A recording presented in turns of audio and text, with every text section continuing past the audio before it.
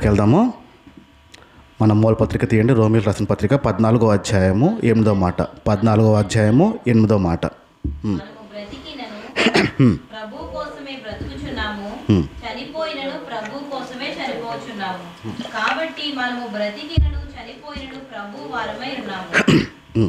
మనం బ్రతికితే ఎవరి కోసం బ్రతకాలి? ప్రభు కోసమే బ్రతకాలి.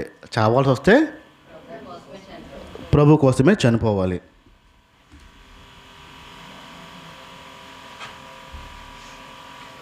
మన జీవితం అంతా దేవుని కోసమే. దేవుని కోసం జీవించాలి, దేవుని కోసం మరణించాలి. రోమియోలు రాసిన పత్రిక 12వ అధ్యాయం 1 నుంచి 3. కాబట్టి సహోదరులారా, పరిశుద్ధమును దేవునికి అనుకూలమునైన సజీవ యాగముగా మీ శరీరములను ఆయనకు సమర్పించు. మన శరీరాల్ని ఆయనకి సమర్పించుకోవాలి. అది ఎలాగంట?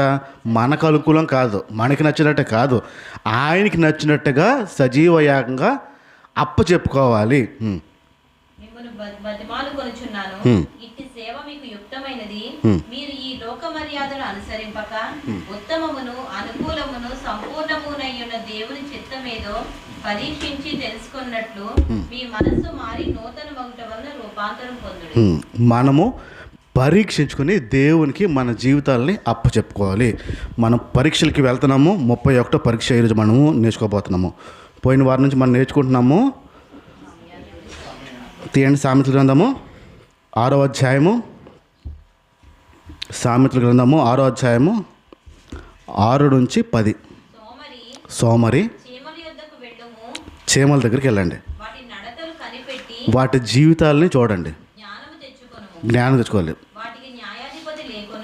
ఎలాంటి బాస్ లేడు,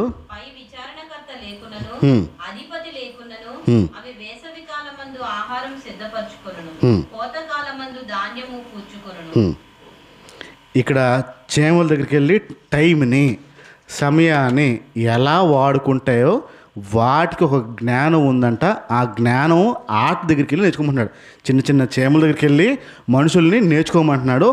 సమయాన్ని ఎలా సద్వినియోగం చేసుకుంటాయో వాటి దగ్గరికి వెళ్ళి నేర్చుకోవాలి. ఎఫెసీయుల రాసిన పత్రిక 5వ అధ్యాయం. ఎఫెసీయుల రాసిన పత్రిక 5వ అధ్యాయము 15 నుంచి 17. ఎఫెసీయుల రాసిన పత్రిక 5వ అధ్యాయం 15 నుంచి 17. రోజులు బాలే చెడ్డవు కనుక మీరు సమయాన్ని పోనివ్వద్దు, సద్వినియోగం చేసుకోవాలి.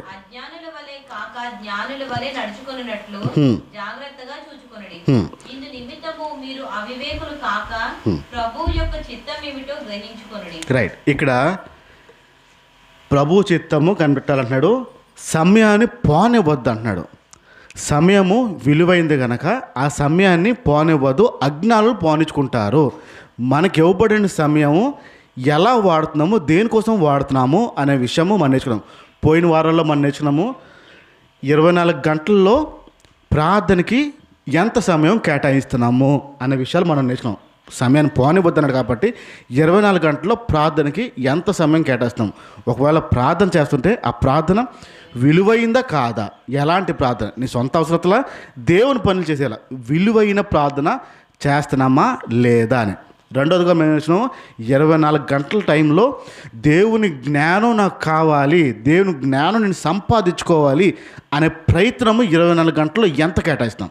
సమయం విలువైంది కనుక పోనివ్వద్దు అన్నాడు కనుక, రోజులు బాగోలేవు అన్నాడు కనుక 24 గంటల్లో జ్ఞానం సంపాదించుకోవడానికి ఎంత సమయం కేటాయిస్తాం. రోజు మొత్తంలో ఎంతో టైం అటు ఇటు వేస్ట్ చేస్తాం మనము. అలాంటిది జ్ఞానం సంపాదించుకోవడంలో ఎంత టైంని కేటాయిస్తున్నాము. ఈరోజు 3వ అంశం కూడా వస్తాను నేను. సమయం విషయంలో 3వ అంశం కూడా వస్తాను. ఒక చిన్న సంఘటన జరిగింది, ఆ సంఘటన మీతో పంచుకొని నేను ముందుకు వస్తాను. యాక్సిస్ బ్యాంక్ విన్నారా? యాక్సిస్ బ్యాంక్ అని విన్నారా? అప్పుడులో యూటీఐ అని ఉండేది, దాని పేరు యూటీఐ బ్యాంక్ అని ఉండేది. అది యాక్సిస్ బ్యాంక్ కింద మారింది. ప్రారంభంలో ఆ యాక్సిస్ బ్యాంకు కొత్త బ్రాంచ్ మా ఇంటి దగ్గర ఓపెన్ చేస్తే అకౌంట్ ఓపెనింగ్ కోసం అక్కడికి వెళ్ళాను. వెళ్ళిన తర్వాత ఎంట్రన్స్లోనే ఒక వాచ్మ్యాన్ ఉన్నాడు. ఆ వాచ్మ్యాను ఫోన్ నెంబర్ చెప్పండి అన్నాడు. ఫోన్ నెంబర్ చెప్పిన తర్వాత నా ఫోన్కి టోకెన్ నెంబర్ వచ్చింది. ఈ టోకెన్ మీకు డిస్ప్లే అవుతుంది, ఆ డిస్ప్లే అయినప్పుడు మీరు ఆ కౌంటర్ దగ్గరికి వెళ్ళాలి అని చెప్పాడు. సరే అని ఫోన్ నెంబర్ ఇచ్చిన తర్వాత నా టోకెన్ నెంబర్ ఒకటి వచ్చింది. నేను నా టోకెన్ నెంబర్ పట్టుకుని కూర్చున్నాను. నా నంబర్ ఎప్పుడు వస్తుందా ఆ కౌంటర్ దగ్గర నేను వెళ్దామని చెప్పి కూర్చున్నాను. 5 నిమిషాలు అవుతుంది, 10 నిమిషాలు అవుతుంది, పావుగంట అవుతుంది, నా నంబర్ రాలే. ఈ లోపల నాకు కొంచెం తొందరగా టైం అయ్యి నాకు పని ఉండి వేరే పని ఉండి నేను ఇంకేం మాట్లాడకుండా తర్వాత చూద్దాంలే అని నేను వచ్చేసాను. బయటకు వచ్చేసాను. నేను వచ్చిన తర్వాత ఒక 10-15 రోజుల తర్వాత ఒక ఫోన్ కాల్ 10-15 రోజుల తర్వాత ఒక ఫోన్ కాల్. ఆ యాక్సిస్ బ్యాంక్ మేనేజర్ దగ్గర నుంచి ఫోను. ఒకసారి మా ఆఫీస్కి రాగలరా, చిన్న రిక్వెస్ట్, చిన్న హెల్ప్ మా కోసం రాగలరా, మీరు పలానా డేట్కి వచ్చారు కదా మా దగ్గరికి, రాగలుగుతారా ఒకసారి అన్నాడు.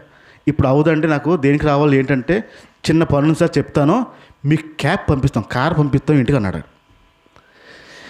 ఇది ఎవడు దొంగోడా, కిడ్నాప్ చేసేవాడా, ఏంటో అర్థం అవ్వట్లేదు. భయం వేస్తుంది కదా. బ్యాంక్ మేనేజర్ నాకు ఎందుకు ఫోన్ చేస్తాడు చెప్పండి, నాకేం ఇస్తాడు.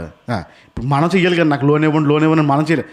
ఆయన ఫోన్ చేయడం డౌట్ వచ్చింది. నిజమేనా అంటే నిజమేనండి, బ్యాంక్ నుంచి చేస్తున్నాను, కావాలంటే మీకు క్యాబ్ పంపిస్తాను, క్యాబ్లో రండి, క్యాబ్లో దింపుతారు.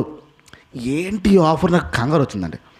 క్యాబ్లో రానిలేకండి, నా బండి మీద వస్తానండి తెలివిగా. ఎందుకు మళ్ళీ కార్లో వేసుకెళ్ళిపోయాడు, ఎక్కడైనా ముక్కు మూసి తీసుకెళ్ళిపోతే ఎందుకు వచ్చిందని, నేను మీ కార్లో రాను, నా బండి మీద నేను వస్తాను అన్నాను. ఏ టైంకి వస్తారు అన్నాను. నా టైం చూసుకుని వస్తాను ఏదో ఒకటి. అలా కాదండి, 6 లోపల, సాయంత్రం 6 లోపల ఎలాగైనా రండి దయచేసి, ఇది రిక్వెస్ట్ అన్నాడు. వచ్చి పలానా పేరు చెప్పాడు, ఆ పేరు గల నా దగ్గరకు వచ్చాడు డైరెక్ట్గా అన్నాడు. నేను 6 లోపల ఒక 4:30-3:30 ఆ ప్రాంతంలో నేను బ్యాంక్కి వెళ్ళి ముందు కనుక్కున్నాను, ఆ పేరు బ్యాంక్ మేనేజర్ది కాదా అని. వాచ్మెన్ దగ్గర అదేనండి అన్నాడు. అయిన తర్వాత కలవాలి అని చెప్పాను. నాకు ఫోన్ చేశారంటే నేను వాచ్మెన్ చెప్తే ఆడెళ్ళి సార్ దగ్గరికి వెళ్ళి, సార్ పలానా పేరు వారు వచ్చారంటే పడక్కని లెగిసి వచ్చి బయటకు వచ్చాడు. స్పీడ్గా లెగిసి బయటకు వచ్చాడు. వచ్చి నా చెయ్యి పట్టుకుని లోపల తీసుకెళ్ళాడు, బ్యాంక్ లోపలికి తీసుకెళ్ళాడు. అప్పటికి కంగారుగానే ఉంది, ఏంటవుతుందా కొంతసేపు అరెస్ట్ చేస్తారా ఏంటో కంగారు, తెలియని భయాలు. లోపలికి తీసుకెళ్ళి అంటున్నాడు, నేను మాట్లాడుతూ ఉంటాను, మీరు నవ్వుతూ స్పందించండి అంటున్నాడు. ఏమీ అర్థం అవ్వట్లేదు. నేను ఏమైందంటే ప్లీజ్ చెప్పేది కొంచెం అంటే, నేను మాట్లాడుతూ ఉంటాను, మీరు నవ్వుతూ స్పందించండి. సరే అని చెప్పి నవ్వుతూ స్పందిస్తున్నాను. పలానా తారీఖు మీరు వచ్చారు కదా మా బ్యాంక్కి, మీరు వచ్చి కూర్చుని పావుగంట తర్వాత మీరు లెగిసి వెళ్ళిపోయారు. వెళ్ళిపోయిన తర్వాత ఇక్కడున్న సీసీ కెమెరాలన్నీ ఢిల్లీలో చూస్తారంట, హెడ్ ఆఫీస్లో సీసీ కెమెరాలన్నీ మొత్తం లైవ్ చూస్తారంట, ఢిల్లీలో చూస్తూ ఉంటారంట. అక్కడి నుంచి చూసి పలానా రోజు ఈ వ్యక్తి మన బ్యాంక్కి వచ్చిన తర్వాత పావుగంట కూర్చున్నారు, ఎవరు పలకరించలేదు, ఎవరు ఏం కావాలన్నా కూర్చుని విసుగు చెంది వెళ్ళిపోయాడు, ఎందుకో మాకు సంజాయిషి ఇవ్వండి అని చెప్పి బ్రాంచ్ మేనేజర్కి లెటర్ వచ్చిందంట. అక్కడ నుంచి మొత్తం అందరిపైన చర్యలు తీసుకుంటాము, వాచ్మ్యాన్ దగ్గర నుంచి ప్రతి పని చేసేవాడి దగ్గర చర్యలు తీసుకుంటాము అని చెప్పి స్ట్రిక్ట్ లెటర్ వచ్చిందంట. ఆ వీడియో ఫుటేజ్ పంపించి పలానా వ్యక్తి పలానా టైంకి వచ్చాడు, ఎందుకు మీరు అడగలేదు, ఎందుకు మీరు మాట్లాడలేదు, ఎందుకు స్పందించలేదు, మీరు వచ్చి వెళ్ళిపోతే విలువ లేదా అని అడిగారండి. దయచేసి ఆ రోజు ఏమైందో మాకు తెలీదు, మమ్మల్ని క్షమించండి. ఒక లెటర్ రాస్తున్నాము, ఆ లెటర్లో నాకు నేనే వెళ్ళిపోయాను అని రాశాడు ముందని. నాకు నేనే స్వతహాగా నాకు పన్నుండి వెళ్ళిపోయాను, తర్వాత వద్దాను వెళ్ళిపోయాను అని రాశాడు. నా సంతకం తీసుకుంటే కానీ కుదరదన్నారంట. రాసి నా సంతకం తీసుకుంటే వాళ్ళ ఉద్యోగాలకి ఏం ఇబ్బంది ఉండదంట, లేకపోతే ఇబ్బంది అంట. వాచ్మ్యాన్ దగ్గర నుంచి నిజమేనా అనిపిస్తుంది. అప్పటికేను నిజమేనండి అని లెటర్ రాస్తే ఆ లెటర్ మీద సంతకం పెట్టమన్నాడు. నేను మరి నాకు ఆ రోజు పని జరగలే కదా అన్నాను. అలాగనకండి ప్లీజ్ అండి బ్రాంచ్ మేనేజర్ ఆయన, ప్లీజ్ అండి ఒక్కసారికి మీకు ఏ సర్వీస్ కావాలన్నా మీ దగ్గర నుంచి చేస్తాం, మీరు కూర్చుని ఉంటాడు మీ దగ్గర చేస్తామని చెప్పాడు. సరే అని చెప్పి నవ్వుతూ సంతకం పెట్టేశాను. ఇంటికి వెళ్ళి ఆలోచిస్తే ఒక కంపెనీ డబ్బులు రన్ చేసే ఒక కంపెనీ, ఆ కంపెనీ దగ్గర ఒక మనిషి వస్తే ప్రతినిధులుగా వీళ్ళు స్పందించలేదని ఎక్కడి నుంచో చూసి ఎంత తతంగా నడిపారంటే వాళ్ళు ఎంత ఆలోచిస్తున్నారు ఎవరి గురించి, మరి అదే కస్టమర్ గురించా, వాళ్ళ లాభం గురించా? ఈడొస్తేనే కదా అయ్యేది లాభము. ఒక్కను కూడా వదలకూడదు, ఒక్కళ్ళని కూడా దుఃఖ పెట్టకూడదు. ఒక్కళ్ళని కూడా పోగొట్టుకుంటే మన కంపెనీ పరువేం పోతుంది, కంపెనీ నష్టాల్లోకి వెళ్తుంది. ఇప్పుడు నేను వెళ్ళి చెప్తాను, అది వేస్ట్ రా, బ్యాంక్ అక్కడికి టైం వేస్ట్, పనులు అవరా అన్న అనుకోండి, వెళ్ళిపోద్ది పబ్లిసిటీ. ఈ నష్టాన్ని చూసి అంతా అలా ఉన్నారు వాళ్ళు. కొన్ని సంవత్సరాల క్రితం జరిగింది. గవర్నమెంట్ బ్యాంకులో ఇలా జరుగుద్దా? గవర్నమెంట్ బ్యాంకుల్లో, స్టేట్ బ్యాంకుల్లోని, ఈ బ్యాంకులో జరుగుద్దా? ఉండండి అమ్మ, అక్కడ పక్కన ఉండండి, ఎంతసేపు ఉండండి, అరుతారు వాళ్ళు. వాళ్ళు అరుస్తే మనం భయపడాలి. ఏమంటాడో ఏంటో, రాసిన సరిగ్గా సరిగ్గా లేకపోతే తిడతాడో ఏంటో, ఆడు తిడతాడని భయం, ఆడు సీరియస్ అవుతాడని భయం, ఆడు ఎత్తాడో ఇవ్వడని భయం, అన్నీ భయాలే. ఇప్పుడు కొంచెం మారిందిలేండి, ఇప్పుడు కొంచెం సిస్టమ్ మారింది. విజిలెన్స్ వచ్చాయి. ఇప్పుడు వచ్చి ఒక కంప్లైంట్ కొడితే వాళ్ళు బతుకైపోద్ది, అలా పరిస్థితులు వచ్చాయి. అందుకు ఇప్పుడు భయంతో చేస్తున్నారు. ఇన్నాళ్ళు అది లేదు, విజిలెన్స్ లేదు గవర్నమెంట్ బ్యాంక్లో, ఆ విజిలెన్స్ సిస్టమ్ లేదు. ఎవడొచ్చినా తిట్టి పంపిస్తారు వాళ్ళు, అంత దమ్మున్న వాళ్ళు. ఇప్పుడు ఒక ప్రైవేట్ బ్యాంకు ఒక్క కస్టమర్ కోసం ఎంత ఆలోచించి 15 రోజులు తతంగం నడిపి మొత్తం వ్యవస్థ మొత్తం కదిపెట్టి చూడండి. ఒక్క వ్యక్తి కోసం ఒక్క బ్యాంకు కదిలి వెళ్ళింది. రైట్? కొలిషిలు రాసిన పత్రిక తీయండి. కొలిషిలు రాసిన పత్రిక 3వ అధ్యాయము, కొలసి 3:23-24. ప్రభువు వలన స్వాస్యమును ప్రతిఫలముగా పొందుదుమని ఎరుగుదురు గనుక మీరేమి చేసినను అది మనుషుల నిమిత్తము కాక ప్రభువు నిమిత్తమని మనస్ఫూర్తిగా చేయుడి. రైట్. మీరు ప్రభువైన క్రీస్తునకు దాసులై ఉన్నారు. మనకి స్వాస్థ్యం ఒకటి వస్తుంది. ఆ స్వాస్థ్యం వస్తుంది కనుక మనం ఏం చేసినా ఏంటది, మళ్ళీ చదవండి, కండిషన్స్ ఏమి లేవా? పలానా అని కండిషన్స్ ఏమి లేవా? షరతులు ఏమి లేవా? ఏది చేసినా అది మనుషుల నిమిత్తం చేయొద్దు, ప్రభు నిమిత్తమే చేయండి. ఏంటది? ఇప్పుడు ఏది చేసినా అంట, ఏది చేసినా, అర్థమవుతుంది ఈ మాట? అర్థమవుతుందా? మనము ఏది చేసినా ప్రభు నిమిత్తమే చెయ్యాలి, ప్రభు కోసమే చెయ్యాలి, ప్రభు కోసం పని చేయాలి, ప్రభు కోసమే పని చేయాలి. ఏది చేసినా, వివాహం చేస్తున్నప్పుడు, పెళ్ళిళ్ళు చేస్తున్నప్పుడు ఆర్భాటంతో చేస్తారా, సాదా సీదాగా చేస్తారా, చప్పగా చేస్తారా? ఆర్భాటమే కదా, ఖర్చు ఎక్కువ తక్కువ. ఇప్పుడు వివాహం చేసుకోవాలంటే సాధారణంగా రిజిస్టర్ ఆఫీస్కి వెళ్ళి సంతకాలు పెడితే అవుతుంది అవుదా? రిజిస్టర్ ఆఫీస్కి వెళ్ళి సంతకాలు పెట్టేస్తే పెళ్ళి అవుతుంది అవుదా? అయిపోతుంది. అలా చేయడానికి ఇష్టపడతామా? ఖర్చు పెట్టి షామ్యాన్ వేసి, టెంట్లు వేసి మొత్తం అంతా హడావిడి చేయాలని ఇష్టపడతా కదా? ఇప్పుడు ఈ హడావుడంతా దేనికోసం అంటే ఏం చెప్తారు?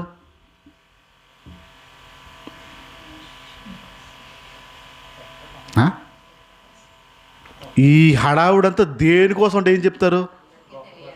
గొప్పే కదా, గొప్ప కోసం కదా.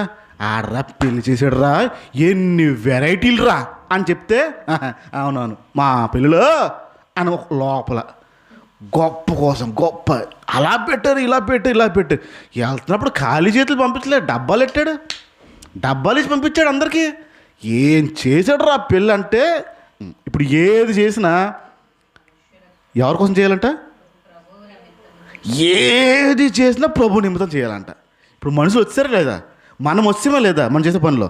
ఇప్పుడు ఏది చేసినా ప్రభు నిమిత్తమే చెయ్యాలి. ఇప్పుడు మనకి ఇవ్వబడిన ఈ 24 గంటల్లో దేవుని కోసము పని ఏ రూపంలో చేస్తున్నాం? ఏ పని చేసినా ఆయన నిమిత్తమే చేయాలి. 24 గంటల్లో ఎన్ని గంటలు ప్రభు కోసం పని చేస్తున్నాము? ఇది నా ప్రశ్న. రోజులు బాగాలేవు కనుక సమయాన్ని సద్వినియోగం చేసుకోమన్నాడు. ఉన్న ఈ 24 గంటల్లో ప్రభు కోసం ఎన్ని గంటలు పని చేస్తున్నారు? అర్థమవుతుందా ప్రశ్న? 24 గంటల్లో దేవుడి కోసం ఎంత, ఎన్ని గంట, నిమిషం, సెకండ్లు కదా? 24 గంటలు ఎక్కువ. ఈ 24 గంటల్లో దేవుడి కోసం ఎంత పని చేస్తున్నాం అంటే ప్రశ్న వచ్చిందా లేదా? మీ మీద చేస్తామండి. మీరు ఎందుకున్నారు? మీరు అసలు తెలచొక్క ఎందుకు వేసారు అసలు చెప్పండి. పని చేయడికే కదా. మీరు చెయ్యండి, మేము ఉంటాం. ఇప్పుడు ఆ వచనం ఎవరికి అది? నాకా? అందరికీ కదా. ఏది చేసినా ప్రభు నిమిత్తం చేయాలంట. ఇప్పుడు ఏది చేసినా ప్రభు నిమిత్తం చేయాలి. 24 గంటల్లో మీరు ఏది చేసినా మీకోసం చేస్తున్నారా? మనుషుల కోసం చేస్తున్నారా? దేవుడి కోసం చేస్తున్నారా? మన కోసం, మనుషుల కోసం. దేవుడి కోసం మేము చేస్తామేంటి? మాకు చెయ్యాలా? క్వశ్చన్. మేము కూడా చెయ్యాలా? విశ్వాసులు కదా. మీ విశ్వాసులు కూడా చేస్తారా? శిష్యులుగా మారిపోయారని చెప్తున్నా ఎప్పటి నుంచో. ఇప్పుడు ఏది చేసినా ప్రభు నిమిత్తమే చేయాలి. ఇప్పుడు వీళ్ళు మందులు అమ్ముతారు, పొలానికి కావాల్సిన మందులు అమ్ముతారు. మందులు అమ్ముతున్నప్పుడు ఆ మందులు తయారు చేసే యజమాని వస్తాడా, ప్రతినిధులు వస్తారా? యజమాని రాడు కదా. యజమాని తరపున ప్రతినిధులు వస్తారు. వచ్చి మా దగ్గర ఈ మందు ఇలా ఉందండి, ఇలా ఉందండి, ఇలా పనిచేస్తుంది, అలా పనిచేస్తుందండి మీకు వివరిస్తారు. యజమానా, ప్రతినిధులా? కంపెనీ తాలూకా పనిని ప్రతినిధులు చేస్తున్నారు. ఇప్పుడు ఆ మందు వాడు చెప్పిన ప్రకారం పని చేయాలనుకుందాం. ఎవరు నడుతారు? యజమానా, ప్రతినిధా? ఎవరు నడుతారు? ప్రతినిధి కదా, ఎగ్జిక్యూటివ్నే కదా అడిగేది, రిప్రజెంటేటివ్నే కదా అడుగుతారు. బాబు నువ్వు అన్నావు పలానా కంపెనీ బాగుంటుందని, ఇదేంటి సరిగ్గా పని చేయలేని ఊరోళ్ళు అంటున్నారు అని ఆయన్ని అడుగుతావు. ఇప్పుడు కంపెనీ తరఫున ప్రతినిధి ఒక్క వ్యక్తి, జీతగాడు. దేవుడు కంపెనీ. ప్రతినిధులు ఎవరు ఇప్పుడు?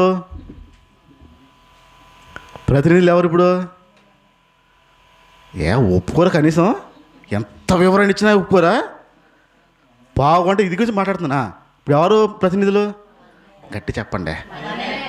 మనం కాదు, నేనే అనండి. నేనే దేవుడి ప్రతినిధిని. చెప్పండి అమ్మా. ఒప్పుకోపోతే ఒప్పించాలి ఇలా మరి. నేనే దేవుని ప్రతినిధిని. పని చేయాల్సింది ఎవరు ఇప్పుడు? నేనే పని చేయాలి. ఇప్పుడు ఏ పని చేసినా ప్రభు కోసం చేయాలి.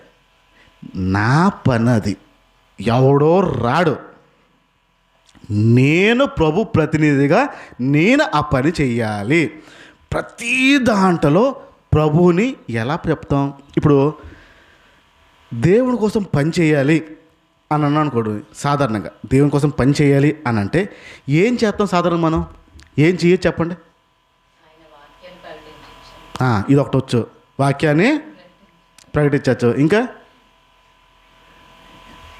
ఎవడైనా కనిపిస్తే దేవుని పని చేయాలి అని అంటే మనం ప్రప్రదంగా చేసేది ఒక పొరపాటు, ఒక తప్పుడు అభిప్రాయం ఏంటంటే యేసు ప్రభుని నమ్ముకో, లేకపోతే నరకానికి పోతావు. ఈ డైలాగ్ ఎవడు చెప్పాడో తెలియదు కానీ బాబు ఊరంతా ఇదే చెప్తారు. చూడండి, యేసు ప్రభు నమ్ముకో లేకపోతే నరకం. నువ్వు అసలు మనం వెళ్తామా చెప్పండి? ఆడెవడో నరకం గురించి వదిలేండి. మనం వెళ్తాం పరలోక రాజ్యం చెప్పండి, అది గ్యారంటీ చెప్పండి. నువ్వు వెళ్తావా డైరెక్ట్ చెప్పంటే ప్రశ్న వద్దా రాదా? ఎక్కడొచ్చినో తెలియదు కానీ దిక్కుమాల స్వార్థ. యేసు ప్రభుని నమ్ముకో లేకపోతే నరకానికి వెళ్ళిపోతావో.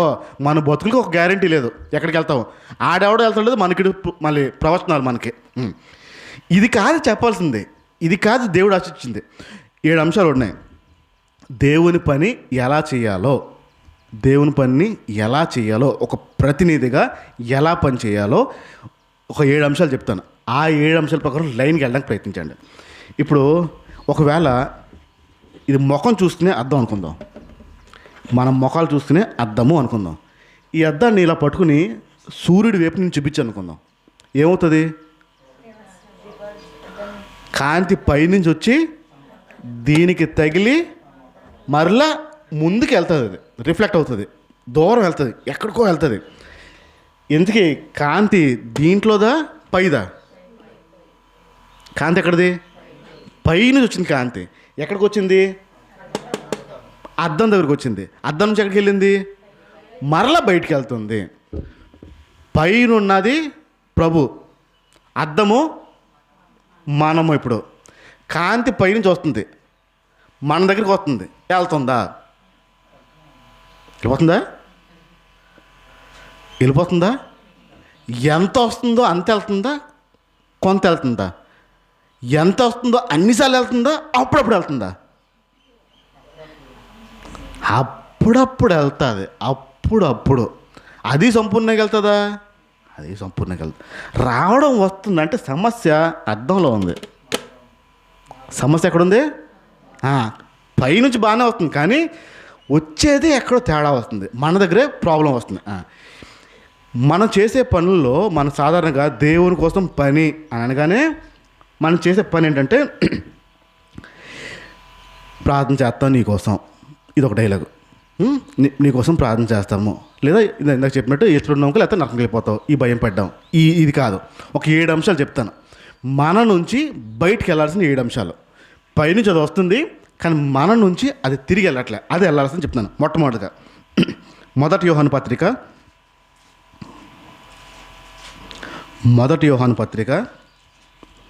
4వ అధ్యాయము. మొదటి యోహాను పత్రిక 4వ అధ్యాయము 10వ మాట.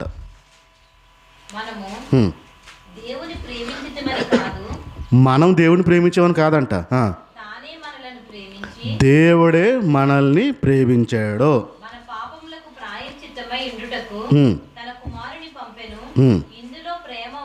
రైట్. ఫస్ట్ ఎవరు ప్రేమించారంట? మనము ప్రేమించినంత కాదంట ఆయన ప్రేమించింది. ఫస్ట్ దేవుడే మనల్ని ప్రేమించాడు. మొదట దేవుడు మనల్ని ప్రేమించాడు. మనం ప్రేమించడం బట్టి కాదు, దేవుడే ముందుగా మనం ప్రేమించాడట.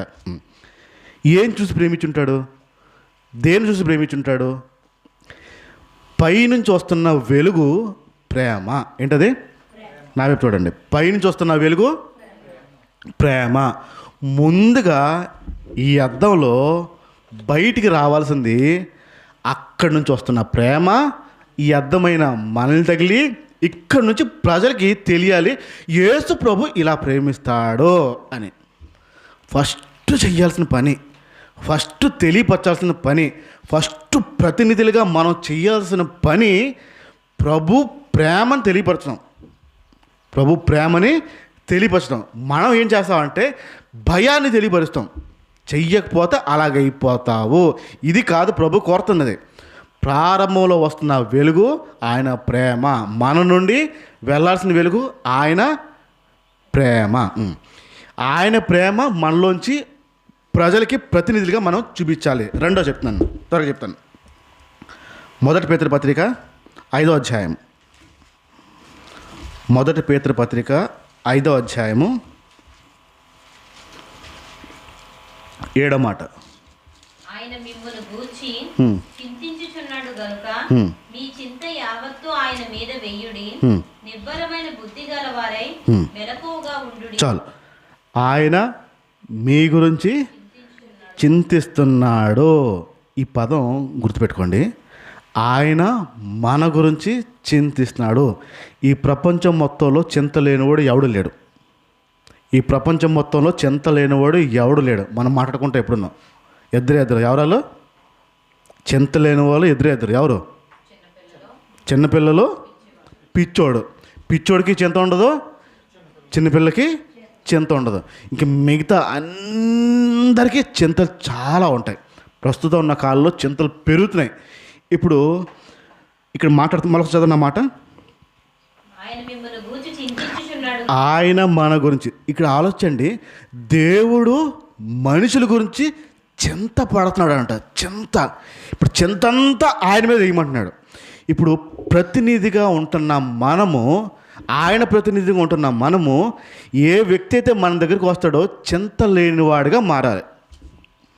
వస్తాడా? ఇంతకీ చింతల్లో ఉన్నవాడు మీ దగ్గరికి వస్తాడా? బాధల్లో ఉన్నవాడు మీ దగ్గరికి వస్తాడా?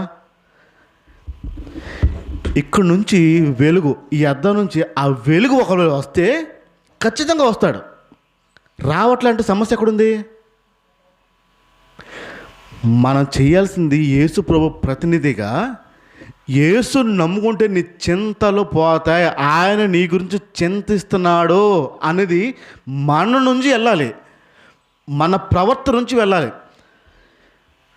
మనకే బోల్డ్ ఉన్నట్టు మనం ముఖాలు పెడతాం, మనకే ఎక్కలేని కష్టాలు మనకు ఉన్నట్టు. ఇప్పుడు ఆలోచండి, ఆ మందుల కంపెనీ ప్రతినిధి వచ్చి పనిచేస్తుందో తెలియదండి, కొంటే కొనండి మరి అన్నాడు అనుకోండి, ఎలా ఉంటుంది? ఎవడు తీస్తాడా? తీసుకుంటాడా? ఎవడు తీసుకోడు. ఇప్పుడు ఇక్కడ ఉన్న ప్రతినిధులుగా మనము మన మొఖాలే మాడిపోయిన మొఖాలలాగా ఉంటే మనం ఏ సందేశం ఇస్తున్నాం ప్రతినిధులుగా? యేసు ప్రభువుని నమ్ముకుంటే ఇలా మాడిపోయిన మొఖాల్లో ఉంటాయేమో ప్రతినిధులా? కాదా? మనకి కంపెనీ పేరు పాడు చేసే వల్ల తయారైపోతున్నామే. క్రీస్తు ప్రతినిధులుగా ఏ చింత వచ్చినా నేను ధైర్యంగా ఉంటానండి. ఆ వ్యక్తి ఏంటండి ఎలా ధైర్యంగా ఉంటాడండి? ఏ చింత వచ్చినా, ఎంత బాధ వచ్చినా అంత ధైర్యంగా ఎలాగుంటాడండి? ఇది కదా రావాల్సింది బయటికి అద్దంలోంచి. ఇది రాకుండాను చింత కోసం ఎదురు చూస్తుంది ఏంటి? ఎవడు నా కోసం చెప్తాడా? ఎవడి కోసం నా ప్రార్థన చేస్తాడా? ఎవడు నా బాధ వింటాడా? ఏ పాస్టర్కి చెప్పాలా? ఎవరు చెప్పాలా? ఇదేంటి మన బాధ? ప్రతినిధులుగా ఉన్నప్పుడు ఏ చింత లేని వాడిలాగా ఉండాలి. ఉండగలుగుతామా? లేకపోతే సరైన ప్రతినిధి కాదు. మనకి ఇవ్వబడిన టైంలో 24 గంటల్లో మనము క్రీస్తు కోసం పనిచేసే ప్రతినిధులుగా లేము. మూడో చెప్తున్నాను, యెషయా గ్రంథము 9వ అధ్యాయం. యెషయా గ్రంథము 9వ అధ్యాయం. యెషయా 9:6 వచనం చూడండి. ఏలయనగా మనకు శిశువు పుట్టెను, మనకు కుమారుడు అనుగ్రహింపబడెను, ఆయన భుజము మీద రాజ్యభారం ఉండును. ఆశ్చర్యకరుడు, ఆలోచనకర్త, బలవంతుడైన దేవుడు, నిత్యుడగు తండ్రి, సమాధానకర్తయగు అధిపతి అని అతనికి పేరు పెట్టబడును. ఆఖరి మాట చదువు. ఏం కర్త? నిత్యుడగు తండ్రి, సమాధానకర్తయగు కర్త. ఇక్కడ ఇంగ్లీష్ బైబిల్లో ఒక చక్క పదం రాయబడుతుంటే సమాధానానికి రాజు అంటాడు. సమాధానంకి రాజు అంట, కింగ్ అంట. ఎవరంట? ప్రభు గురించి మాట్లాడుతున్నాడు. యేసు ప్రభు గురించి మాట్లాడుతూ యేసు సమాధానానికి కర్త అనే విషయం మాట్లాడుతున్నాడు. ఇప్పుడు నా వైపు మళ్ళీ చూడండి. పైనుంచి వస్తున్న వెలుగు సమాధానకర్త ఇక్కడికి వస్తుంది. ఇక్కడి నుంచి ఏం బయలుదేరి వెళ్ళాలి? ఇప్పుడు ఏం బయలుదేరాలి? అద్దానికి తగలగానే, సమాధానం తగలగానే ఏం బయలుదేరి వెళ్ళాలి? అర్థమవుతుందా? అర్థం అవట్లేదా? కొంచెం మాట్లాడండి. అయితే ఏం బయలుదేరి వెళ్ళాలి? సమాధానం బయలుదేరి వెళ్ళాలి. వస్తుందంటారా?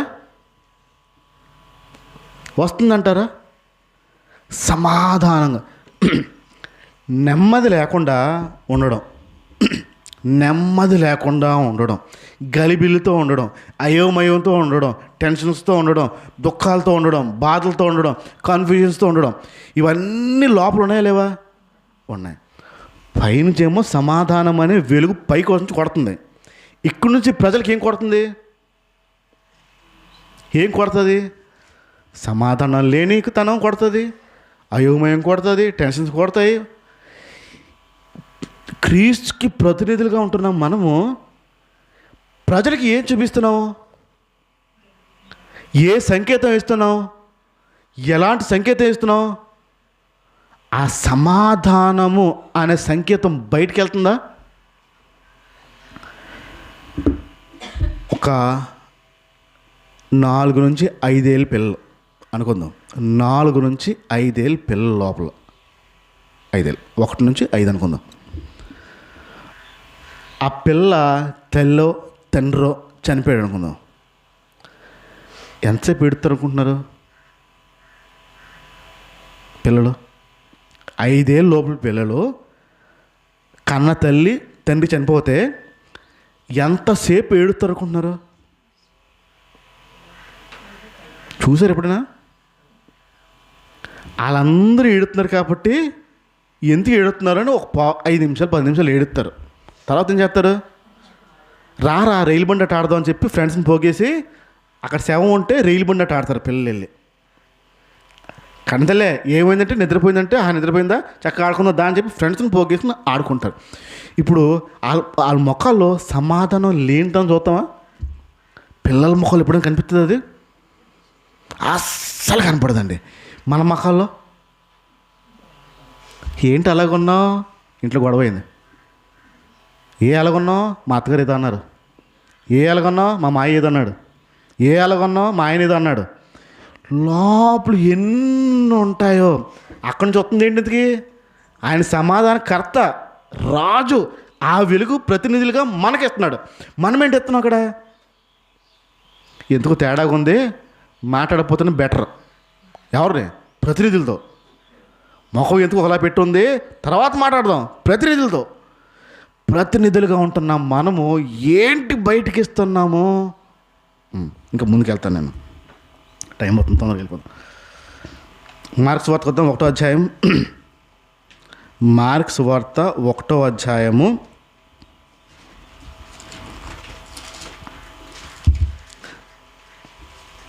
మార్క్ 1:40 చూడండి. ఒక కుష్ఠరోగి వచ్చాడు.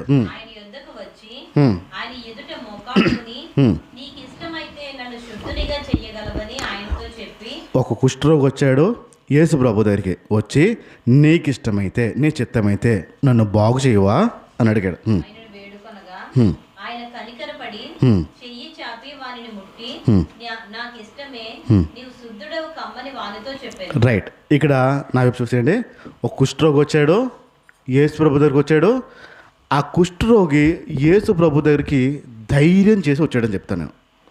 వాస్తవానికి ఆ రోజుల్లో కుష్ఠరోగుల్ని వేరేగా పెడతారు. కుష్ఠరోగిని ఒక పాపిగా చూస్తారు. పాపం చేశాడు కాబట్టి వీడికి కుష్ఠరోగం వచ్చింది అని ముద్ర వేస్తారు. కాగా మెడలో ఒక బెల్ల వేస్తారు. ఆడికి మెడలో ఒక బెల్ల వేస్తారు. వేసి వీడు పాపం చేయడం వల్ల వీడికి కుష్ఠరోగం వచ్చింది అని అది రాస్తారు. ఇప్పుడు ఆలోచండి, అంత అవమానకరంగా రాస్తున్న వ్యక్తిని వాళ్ళ చేతిలో ఒక గంట కూడా ఇస్తారు. గంట వాళ్ళు నడుస్తున్నప్పుడు గంట కొడతారు. కొడితే ఖచ్చితంగా తప్పుకోవాలి. బాబోయ్ కుష్ఠరోగి వస్తున్నాడు రా, అంత ఆశ. నేటికి కూడా కొన్ని కాలనీలు ఉంటాయి చూడండి, కుష్ఠరోగుల కోసం లెపర్సీ కాలనీస్ కొన్ని ఉంటాయి. వాళ్ళని సమాజానికి దూరంగా పెడతారు. దూరంగా ఆ కుష్ఠరోగులందరినీ వేరేగా పెడతారు, వేరేగానే ఉంచుతారు, జనాల్లోకి రానివ్వరు. అలాంటి వ్యక్తి యేసు ప్రభు దగ్గరికి వచ్చి నీకు ఇష్టమైతే బాగు చేస్తావా అని ఒక మాట్లాడితే ఒక పదం రాయబడింది. ఆయన కనికరం పడి ఏంటున్నాడు? బాగు చేస్తాను చేశాడు. చేసేదానికి మళ్ళీ కనికరం ఎందుకు? ఇప్పుడు 100-500 అప్పు అడిగాడు అనుకుందాం. ఎవరికి మీరు సిద్ధపడిపోయారు? జాలి పడతారా? అవసరమా? సిద్ధపడిన తర్వాత ఆయన బాగు చేయడానికే వచ్చాడు, కానీ జాలి పడ్డాడంట, కనికరం పడ్డాడంట. యేసు ప్రభు దగ్గర నుంచి పైనుంచి ప్రతినిధులుగా ఉన్న మన దగ్గరికి కనికరము అనే వెలుగుని పంపుతున్నాడు. ఇప్పుడు ఆ కనికరం అనే వెలుగు అర్థమైన మనం ఆ కనికరము ముందుకెళ్తుందా? క్రీస్తుకి ప్రతినిధులుగా ఉంటున్న మనము మనలో నుండి కనికరము వెళ్తుందా? అర్థమవుతుంది ఈ మాట. యేసు కోసం పని చేయడం అంటే, ప్రభు కోసం పని చేయడం అంటే యేసు ప్రభుని నమ్ముకో అని చెప్పడం కాదు, నీ కోసం ప్రార్థన చేస్తున్నావు అని చెప్పడం కాదు.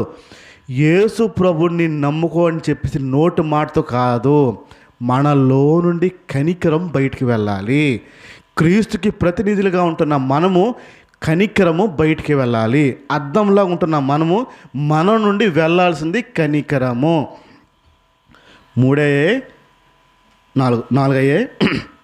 ప్రస్తుతం ఇక్కడితో ముగిస్తాను, మళ్ళీ వచ్చే వారం మనం మాట్లాడదాం. మొదటిది, ప్రతి దాంట్లో ప్రతి పనిలో మనం యేసు కోసము పని చేయాలి. ఏ పని చేసినా ప్రభు నిమిత్తమే పని చేయాలి.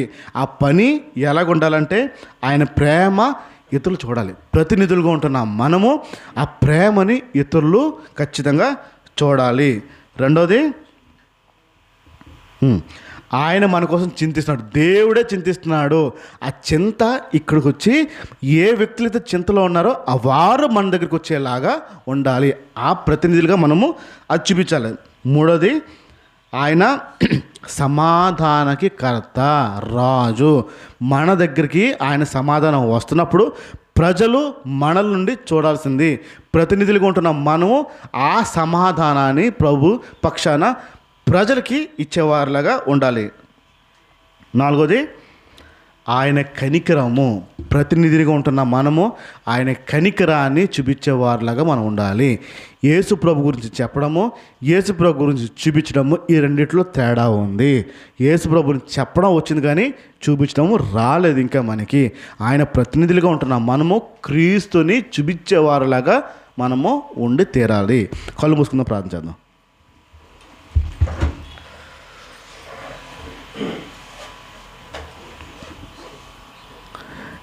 ప్రభా, మమ్మల్ని మేము సజీవ యాగంగా అప్పచెప్పుకోమని చెప్పావు. నీకు అప్పచెప్పుకోవాలంటే మేము పరీక్షించుకోమన్నాం. ఎలా పడితే అలాగా ఇవ్వడం కాదు, అప్పచెప్పుకోవడం కాదు.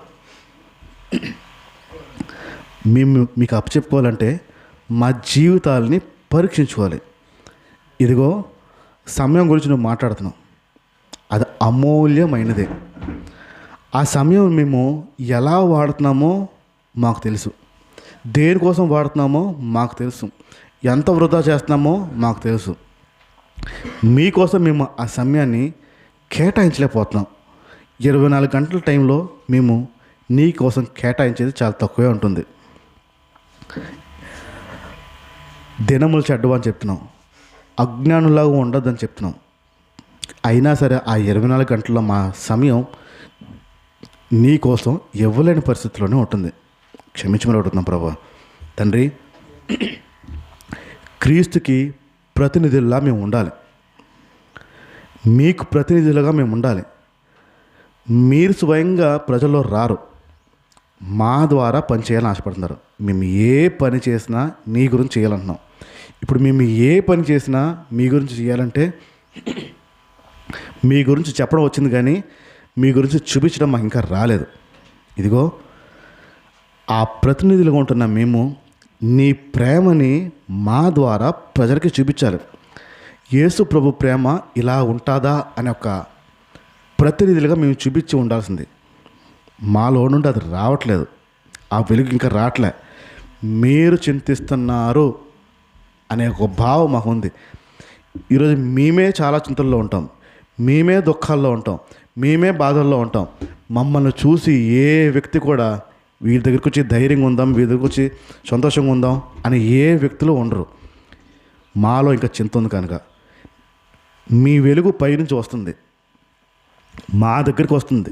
మా కోసం మీరు చింతపడుతున్నారు అంటున్నారు. అయినా మా నుండి ఆ ధైర్యము ప్రజలకి కనపడట్లేదు, చూపించలేకపోతున్నాం. క్రీస్తుకి ప్రతినిధులుగా ఉంటున్న మేము ఆ చింత లేని జీవితాలను మేము చూపించలేకపోతున్నాం. సమాధానానికి రాజు మీరు. మాలో నుండి ఏ రోజు ఆ సమాధానం రావట్లే. మీ దగ్గర నుంచి ఆ సమాధానం మా మీదకు వెలుగులా వస్తుంది, కానీ మా దగ్గర నుంచి ప్రజలకి మేము చూపించలేకపోతున్నాం. క్రీస్తుకి ప్రతినిధులు మేము. ఆ ప్రతినిధులుగా ఉంటున్న మేము నీ సమాధానాన్ని మేము చూపించలేకపోతున్నాం. క్షమించమని అడుగుతున్నాం. ఆయన నువ్వు జాలి గల దేవుడివి, కనికరం కలిగిన దేవుడివి. నీ కనికరం మా మీద చూపించావు కనుక మేము ఇలా బ్రతికి ఉన్నాం. తండ్రి, నీ కనికరము మా నుండి వెళ్ళాలి ప్రతినిధులుగా. ప్రతి ఒక్కరు మా జీవితాలను చూసి, మమ్మల్ని చూసి, మా బ్రతుకులను చూసి యేసు ప్రభుని నమ్మిన వారు ఇంత కనికరంతో ఉంటారా అని గ్రహించాలి. అది ప్రతినిధులుగా మేము చేయాల్సిన పనులు. ఈరోజు మాలోంచి ఆ కనికరం ఇంకా రావట్లేదేమో, ఆ కనికరం చూపించలేకపోతున్నామో. మీ ప్రతినిధులుగా మేము నీ సమయాన్ని, మీ మాటని, మీ ప్రేమని, మీ పేరుని పాడు చేసేవారిలాగా ఉంటున్నామో. ఇదిగో ఇంక మీద నుంచి అయినా తండ్రి, మీ ప్రతినిధులుగా మేము నీ నామాన్ని ఉన్నతమైన నామంగా, స్థిరమైన నామంగా, బలమైన నామంగా ప్రజల్లో మేము ఒక ప్రతినిధులుగా మీ ఎదుట, మీ కింద ప్రతినిధిలా మేమందరూ పనిచేయాలని ఆశపడుతున్నాం తండ్రి. ఇదిగో సంఘాన్ని నన్ను చేతికి చెప్పుకున్నాం ప్రభా. నిజమైన ప్రతినిధిగా మేము బ్రతకాలని ఆశపడుతున్నాం కనుక ఆ క్రీస్తు ప్రతినిధి మాటలు చెప్పడం కాదు, క్రియల ద్వారా చూపించాలని మేము ఆశపడుతున్నాం. సంఘాన్ని నన్ను నీ చేతికి చెప్పుకుంటున్నాం. మాలో ఉన్న ఆ బలహీనతలు తీసి మేము ఏ పని చేసినా నీకోసం పని చేయాలన్న ఆశ, ఆలోచన, మెలకుతనం మా అందరికీ ఇవ్వమని యేసు నామమున ప్రార్థిస్తుందండి. ఆమేన్. ప్రభు, ఇదిగో నీ శరీరం ఉంది మా చేతిలో, నీ అమూల్యమైన రక్తం మా చేతిలో ఉంది.